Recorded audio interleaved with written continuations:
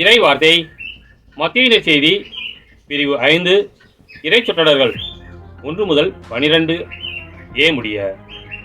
இயேசு மக்கள் கூட்டத்தை கண்டு மலை மீது ஏறி அமர அவருடைய சீடர் அவர் அருகே வந்தனர். அவர் திருவாய் மலர்ந்து கற்பித்தவை. ஏழையரின் உள்ளத்தோர் பேறு பெற்றோர், ஏனெனில் விண்ணரசு அவர்களுக்கு உரியது.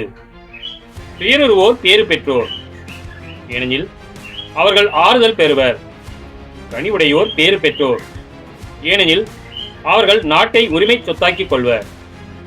நீதி நிலைநாட்டும் வேட்கை கொண்டோர் பேறு பெற்றோர், ஏனெனில் அவர்கள் நிறைவு பெறுவர்.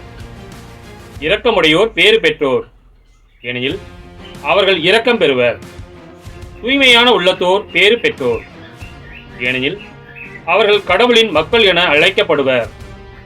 நீதியின் பொருட்டு துன்புறுத்தப்படுவோர் பேறு பெற்றோர், ஏனெனில் விண்ணரசு அவர்களுக்குரியது. என் பொருட்டு மக்கள் உங்களை இகழ்ந்து துன்புறுத்தி உங்களை பற்றி இல்லாதவை பொல்லாதவையெல்லாம் சொல்லும்போது நீங்கள் பேறு பெற்றவர்களே, மகிழ்ந்து பேருவகை கொள்ளுங்கள். ஏனெனில் விண்ணுலகில் உங்களுக்கு கிடைக்கும் கைமாறு மிகுதியாகும். கிறிஸ்துவின் நற்செய்தி.